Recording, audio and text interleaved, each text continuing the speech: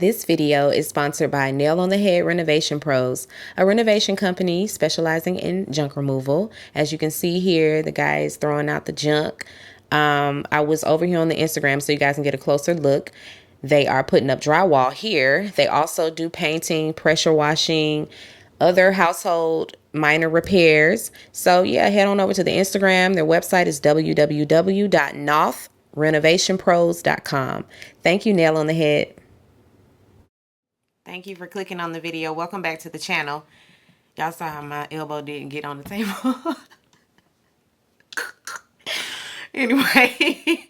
Anyway, this is another review for Love and Marriage Huntsville Season 8, Episode 3, New Beefcakes on the Block. Now, I didn't see anybody review this episode, and I understood why. I definitely understood why we didn't get many reviews for this one, but I told y'all we were going to stay the course, irregardless of what my peers are doing. Anyway, Mel and Nell, they got up for a game of pickleball. Is pickleball for the seasoned girl? Is it for the more seasoned woman as opposed to tennis? Like, I don't know, is it less rigorous? Y'all let me know the difference, because at first I was finna tell y'all they were playing tennis, and then the people had to tell me it was pickleball. So they playing pickleball, for just a hot second, and then we have to, girl, let's take a break. So why didn't you come to the podcast, Neil? And she says, well, y'all, you know, Mel, y'all sold out so fast. Like that has anything to do with anything.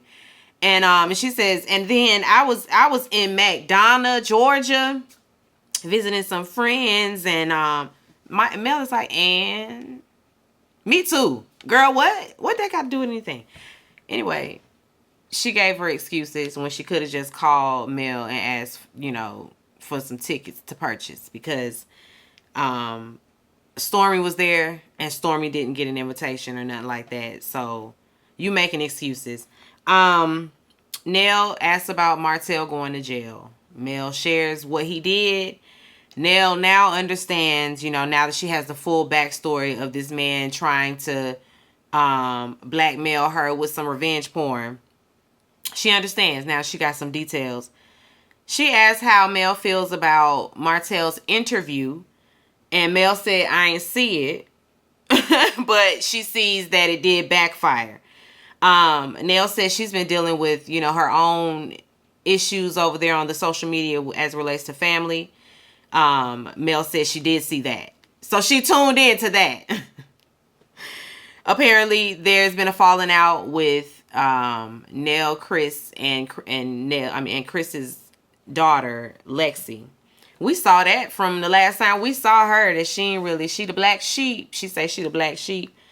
Anyway, she on social media dragging Nell, calling her a side piece and all of this, that, and the third. So what, Nell broke up your mom and daddy? That's where she getting at. That's what she driving at. Nell says that a lot of it was lies. Some of it was the truth. He was married when we met, but he was separated and going through with a divorce. So that's that. But she said she didn't know that he was married initially.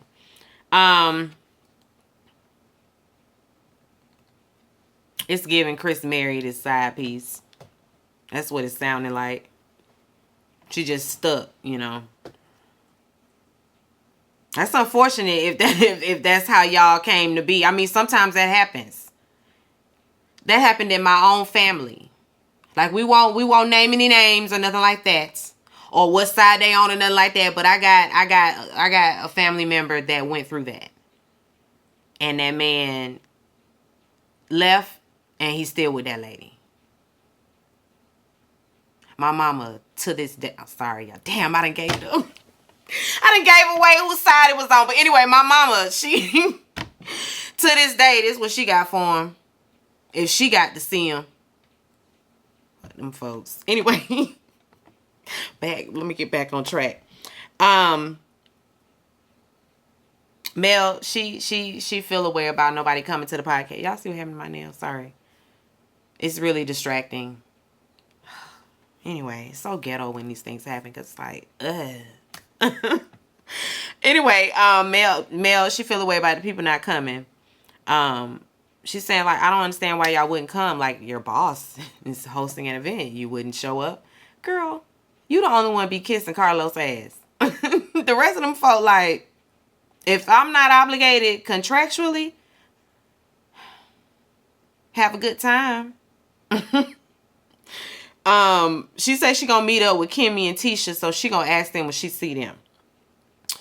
Stormy, she meets up with her friend Latricia. Y'all, I'm sorry. It was very heavy. It was stormy heavy this episode, and I was kind of bored. Not that I need drama or nothing like that. It's just the subject matter, the stuff we talking about. It's just dragging, scenes dragging. I feel like I was watching Tyler Perry. You know how his scenes drag? Oh, it's just like, please get to what we here for. What do you want? Latricia is new to the cast by way of Stormy. Stormy used to do her hair, but she's also a personal trainer. And first we talk about motherhood, all of that. Yeah, all that. And as a mom, I don't want to talk about that shit. When I be getting up with my friends, I don't want to talk about the kids. I want to talk about being a mom, the woes of being a mom. I mean, we can go on and on and on. What else we got? Let's get deep. Let's get deep. That's probably why I'm not in many mom groups. I didn't do many play dates when they were smaller. Like, they had the play dates with my friends, but like them folk at the schoolhouse and all of that, I'm just not her.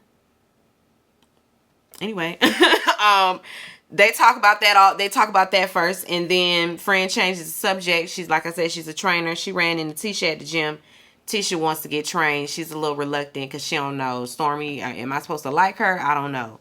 Apparently she been watching the show. She know Tisha come with some mess with her. She don't know. Well, not really. She just come with drama. And Stormy's like, girl, I'm not finna tell you one way or another which way you should sway. Go and get your money. Train her. It's just a training relationship. How bad could it be? I'm gonna let you make your own informed decision. And I respected Stormy for saying that. And she's like, you might like her. You might hang out with her and find that she's your cup of tea. So go ahead. Don't let me stop you. Shit.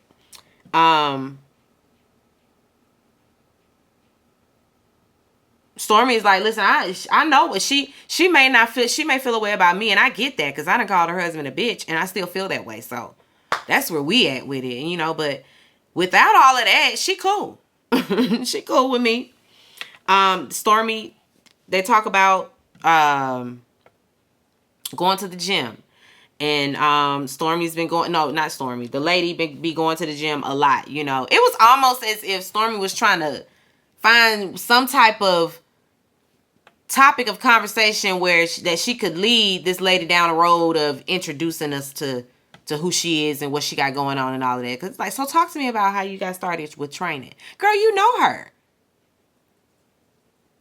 She was your client. Anyway, the lady said anger is what kept her in the gym, being angry and releasing all of that in the gym. She got a new man. She was married to somebody, and they gonna call him Mr. Because he gave, I guess, very much Mr. This is what Stormy said. The new man, Ken, she ready to marry him. That's her man. She ready to marry him. He done changed everything for her. Okay, Stormy and Courtney, again, going car shopping. I just didn't even care about this. They're looking at some classic cars. Stormy wants to schedule an appointment to get rolling on the IVF journey.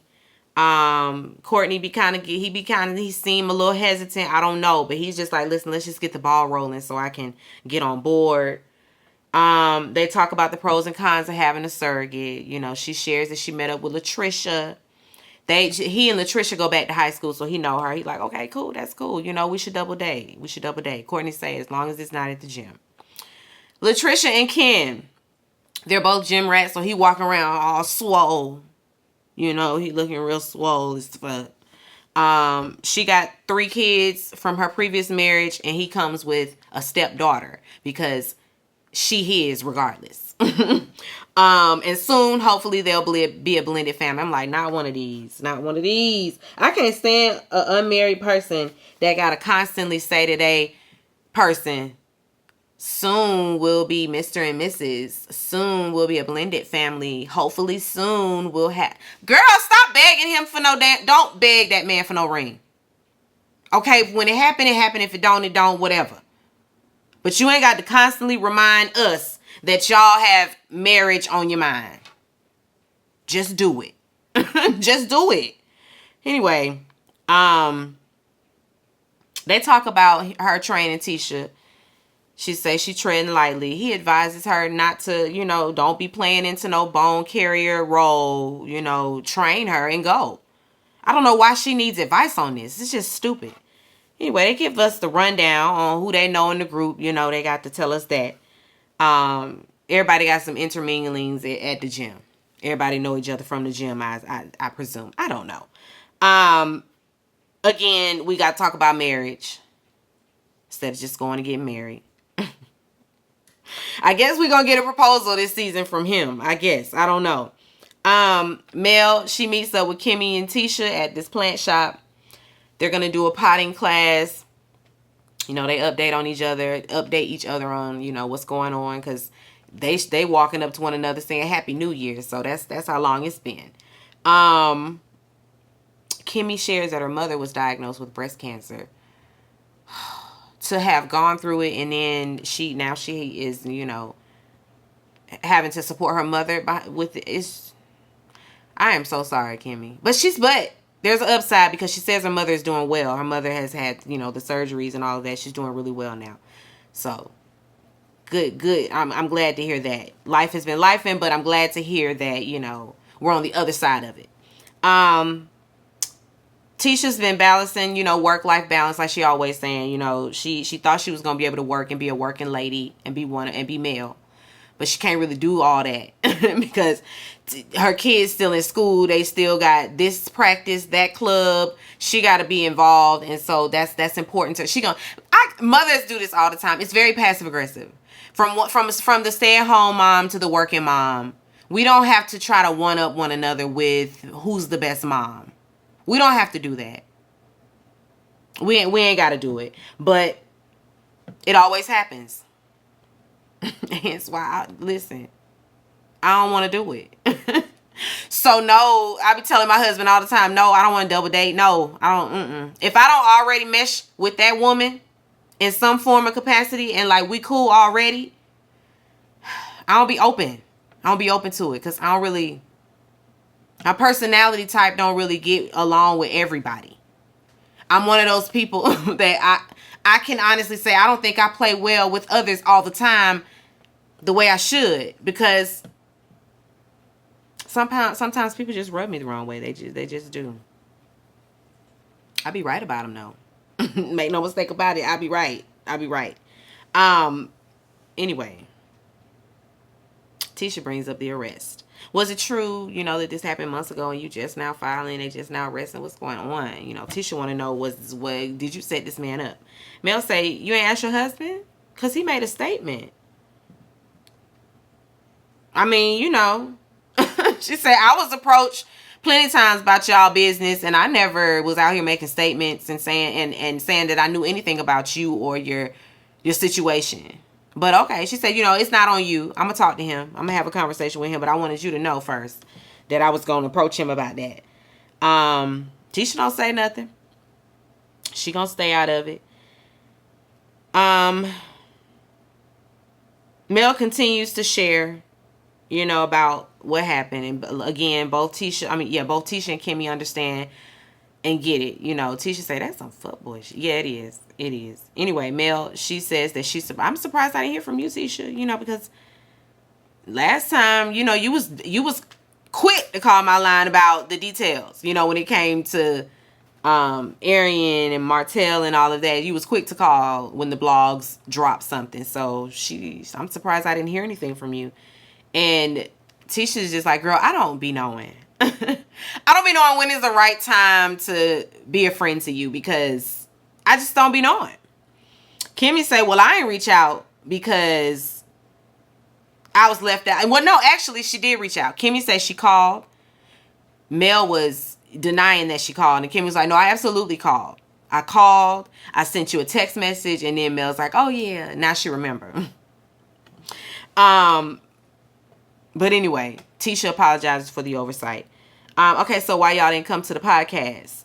Tisha says, no invitation, no me. She remembers getting put out of that last event that she had, and it ain't happening again. So unless you invite me personally, girl, I'm not coming.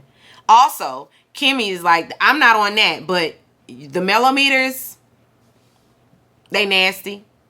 They don't have no home training, and I don't want nothing to do with it. They heard that the energy was very negative, and Mel's like, who told you that? Mel gonna say, the millimeters? Yeah, girl, the millimeters, them crazy ass stands.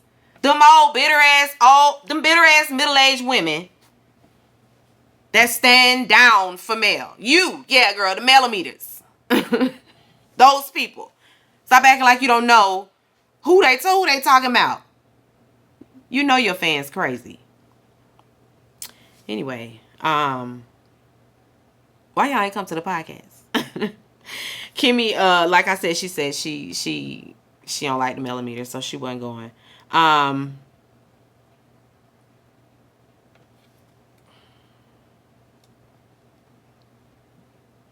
Oh, they told her they got the info that the energy was negative. They got that from Sunny, and Mel's like, Sunny? Well, the negative energy was towards her because of what she got going on. Like I don't understand that.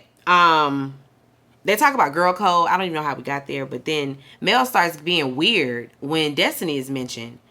Somebody said that above all, Sunny has broken girl code when it came to Destiny, and Mel laughs. And they're like, what's the laugh about? And she just doesn't agree. She's like, Destiny? Girl code? I'm confusion. Kimmy says, but your friend? Mel says, she was my friend. She was my friend. Kimmy says, but she didn't sleep with your man. We're just not understanding the energy, Mel. Mel says, I don't know what Destiny is doing because we're no longer friends. I don't understand. Now, see, it's very negative. And see, when you get around Destiny and she gives you that back, then y'all gonna be saying Destiny is always mad and bitter. Granted, sometimes she is. But when it comes to Mel gives her passive-aggressive energy all the time. Mel is a very passive-aggressive person. And for somebody like me, it really sends me over the top. I tell y'all that all the time. Anyway, Mel don't put nothing past nobody. Whatever. Until next time. Hopefully next week we gonna get a better episode. Something that's giving a little bit more. Cause so far it's more of the same. Anyway, be sure to rate, comment, and subscribe to the channel. It's Call Me Busby, and I'll chat with you later. Peace and light.